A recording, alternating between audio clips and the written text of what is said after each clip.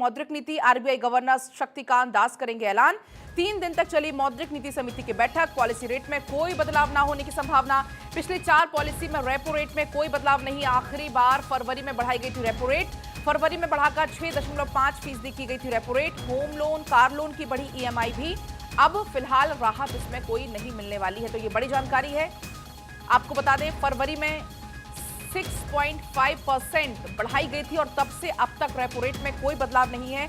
RBI governor Shaktikanta Das इसका आज ऐलान करने वाले हैं। 3 दिन से मौद्रिक नीति समिति की बैठक चल रही थी और पॉलिसी रेट में अभी भी कोई बदलाव ना होने की संभावना है। ये बड़ी जानकारी है। पिछली 4 पॉलिसी में रेपो रेट में कोई बदलाव नहीं हुआ। फरवरी में जो रेपो रेट बढ़ाई गई थी, अभी तक फिलहाल वही रेपो रेट चल रही है।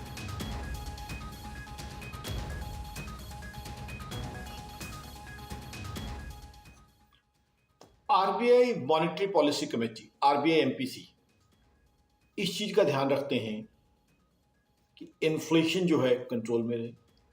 Of course rate of interest जो है इस तरीके से रखा जाए कि इन्फ्लेशन जो है वो ना बढ़े।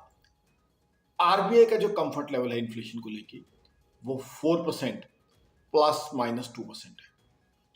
तो अभी जो करंट लास्ट अवेलेबल डेटा है इन्फ्लेशन का, वो ये बताता है कि संभावना ये बनती है कि शायद RBI monetary policy committee status को यानी एज इट इज रखे इंटरेस्ट रेट को, ये संभावना बहुत बनती है। और इसी बीच मेरे साथ आकाश जिंदल जी सीधा लाइव भी जुड़ चुके हैं। बहुत स्वागत है आपका भारत 24 पर। लेकिन जिस तरीके से अभी हमने दर्शकों को जानकारी भी दी कि आज जो शक्तिकांत दास हैं वो आज बोलने वाले हैं, लेकिन सबकी निगाहें इस पर हैं क्योंकि फरवरी में रेपो रेट में बदलाव हुआ था और तब से अब तक वही रेपो रेट चलते आ रहा है। आज क्या कुछ ऐलान की संभावना? देखिए, मेरे हिसाब से रेट ऑफ इंटरेस्ट यानी रेपो के अंदर शायद कोई चेंज ना हो, स्टेटस को ही रहे।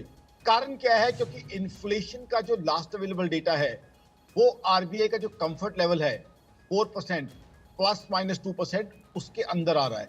तो इसलिए क्योंकि इन्फ्लेशन काफी हद तक कंट्रोल में है, शायद रेट ऑफ इंटरेस्ट के अंदर कोई चेंज ना की जाए।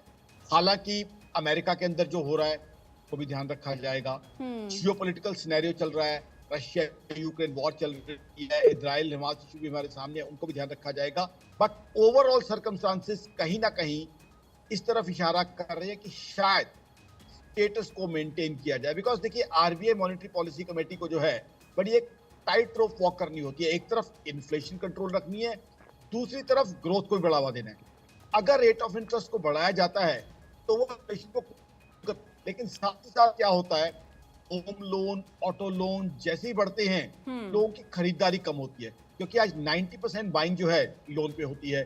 तो कहीं ना कहीं दोनों तरफ बैलेंस रखना है। एक तरफ ये है कि कंट्री के अंदर जीडीपी ग्रोथ भी रहे, जीडीपी ग्रोथ रहेगी तभी एम्प्लॉयमेंट अपॉर्चुनिटीज आएंगी, तभी टैक्स कलेक्शन बढ़ेगा।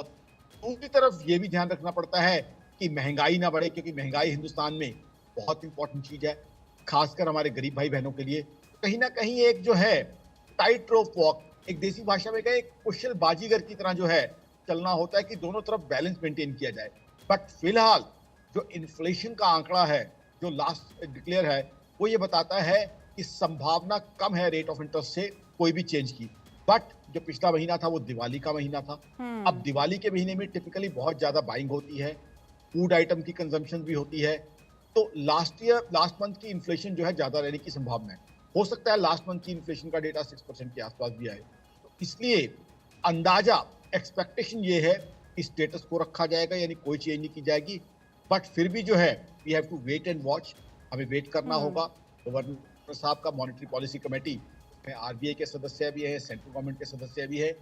अल्टीमेटली क्या फैसला लिया जाता है और वही निर्धारित करेगा कि आगे चल के होम लोन, ऑटो लोन, गाड़ियों के लोन, 2 व्हीलर्स के लोन, आजकल तो लोग मोबाइल 20,000 रुपए का लेते हैं, वो भी जो है लोन पे लेते हैं, ईएमआई पे लेते हैं, उन सब के ऊपर रेट ऑफ इंटरेस्ट क्या रहने वाले हैं। और खासकर जो फ्लोटिंग रेट ऑफ इंटरेस्ट पे होम लोन्स हैं जो पहले भी लिए गए हैं, जैसे तो क्या यही मान लिया जाए कि ईएमआई में फिलहाल कोई राहत नहीं मिलने वाली? देखिए, राहत की तो कोई संभावना लगती ही नहीं है। बहुत अच्छा कि आपने बड़ा अच्छा क्वेश्चन पूछा, दर्शकों को काफी चीजें क्लियर हो जाएंगी। राहत की तो कोई संभावना लगती ही नहीं है। अब तो मैं कहता हूं ये भी अच्छी बात होगी कि फर्दर बढ़े ना। जो पॉसिबिलिटी है वो ये है कि स्टेटस को रहेगा, यानी सेम रहेगा, और 10% संभावना ये कि बढ़ेगी। तो अच्छी बात तो ये है कि एज इट इज रहे और ना बढ़े। राहत जहां तक है रेट ऑफ इंटरेस्ट कम होने की मुझे कोई संभावना नहीं लगती, क्योंकि जो ग्लोबल सर्कमस्टांसेस चल रहे हैं, जिस तरीके से Russia Ukraine war, Israel Hamas के कारण कमोडिटीज के ऊपर इम्पैक्ट आया है, बॉटलनेक्स आए हैं, मुझे नहीं लगता कि रेट ऑफ इंटरेस्ट कम होने की कोई संभावना है। अब तो गनीमत यही रहेगी कि ना बढ़े, एज इट इज रह जाएं, उसको भी राहत माना जाए। वो मेरे हिसाब से उम्मीद हमें लग रही है, क्योंकि इन्फ्लेशन यहाँ पे जो सीपीआई है, कंज्यूमर प्राइस इन्फ्लेशन, वो काफी हद तक काबू में है। आरबीआई का जो एक बैंड है 4% ±2%, उसके अंदर जो है इन्फ्लेशन अभी हमें दिख रही है। जी, बहुत आपका शुक्रिया आकाश जी तमाम जानकारी देने के लिए।